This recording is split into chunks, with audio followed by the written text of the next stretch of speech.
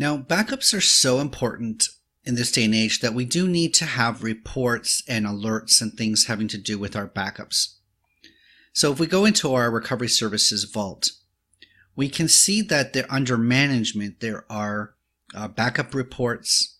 We can also set up alerts, diagnostic settings, etc. I'm going to go into diagnostic settings to start. And right now we don't have diagnostics being collected. So let's start by turning on diagnostics. Okay. Now we have, as usual with diagnostics, we have a number of ways that we can collect the diagnostics.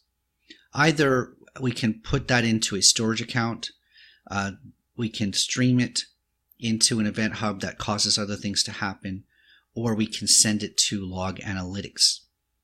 Now we know that Azure Monitor and Log Analytics are two of the central ways that monitoring happens within Azure. So I'm going to hook this up to my existing Log Analytics. Now, what do we want to be sent to Log Analytics? Well, obviously, when something happens, a backup report we want. There's a lot of Azure Site Recovery events, and we're going to talk about that when we talk about Azure Site Recovery. But we want our backup information sent to Log Analytics.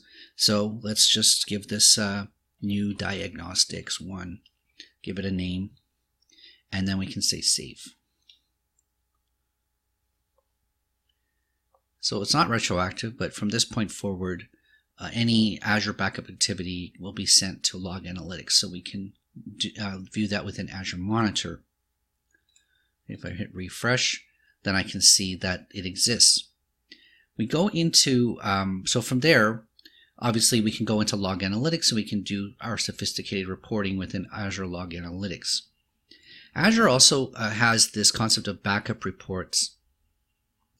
And so we can use their Power BI, which is their business intelligence reporting suite, to really create reports, beautiful dynamic reports that we can drill down on to get information on our backups.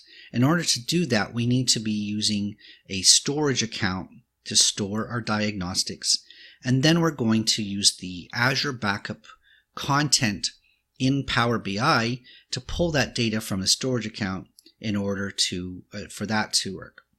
So you could use Log Analytics like we set up, or if your Power BI is your thing and you love creating reports, then you can you have to set that up as a storage account diagnostics, and then there's a configuration step within Power BI.